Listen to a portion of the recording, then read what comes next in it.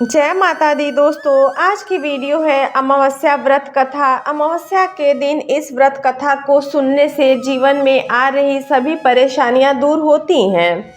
हिंदू धर्म में अमावस्या का बहुत महत्व बताया गया है। अमावस्या के दिन पूर्वजों का तर्पण करने और उनके नाम से दान करने का विशेष महत्व है। अमावस्या के दिन भगवान शिव और माता पार्वती की उपासना की जाती है। सनातन धर्म में अमावस्या का विशेष महत्व है। अमावस्या के दिन पवित्र नदी में स्नान करना चाहिए, साथ ही इस दिन दान भी करना आवश्यक माना गया है। अमावस्या के दिन भगवान शिव और माता पार्वती की उपासना की जाती है। इस दिन पीपल के वृक्ष की उपासना की जाती है। धार्मिक मान्यताओं के अनुसार पीपल के वृक्ष में देवी देवताओं का वास होता है, इसलिए इस दिन पीपल के पेड़ में जल अर्पित करने से सभी इच्छाएं पूर्ण होती हैं।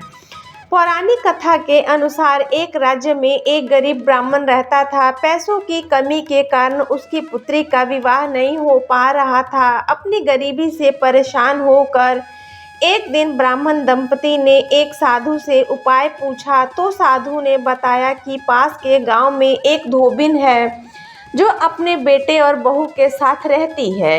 यदि आपकी बेटी उस धोबिन की सेवा करे तो धोबिन खुश होकर उसे अपनी मांग का सिंदूर दे देगी, जिससे कन्या का विवाह तय हो जाएगा। यह सुनकर कन्या धोबिन के घर जाकर सारा काम करने लगी। इसका पता धोबिन व उसकी बहू को नहीं चल पाया। एक दिन धोबिन ने अपनी बहू से पूछा, तुम इतना सारा काम इतनी जल्दी कैसे कर लेती हो? तो बहू बोली, मुझे लगा कि आप यह सारा काम करती हो। धोबिन चौंक गई। उसने नज़र रखना शुरू किया। धोबिन ने जब सुबह उठकर देखा तो एक कन्या चुपचाप उसके घर का सारा काम कर रही थी।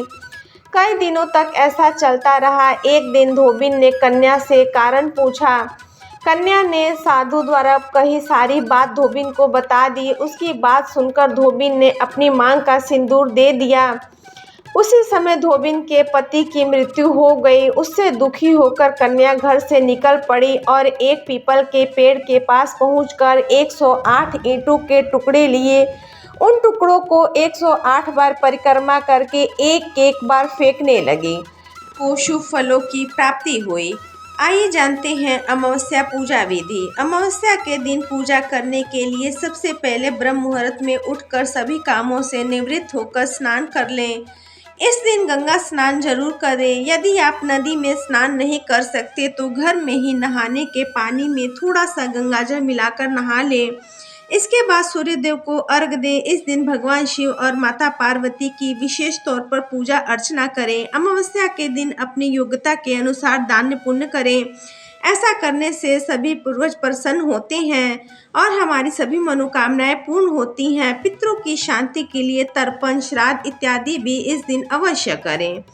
तो दोस्तों, ये थी मेरी अमावस्या व्रत कथा। कथा अच्छी लगी हो तो वीडियो को लाइक करके मेरे चैनल को सब्सक्राइब जरूर कर दें। अपना कीमती समय देने के लिए दिल से शुक्रिया। Thanks for watching.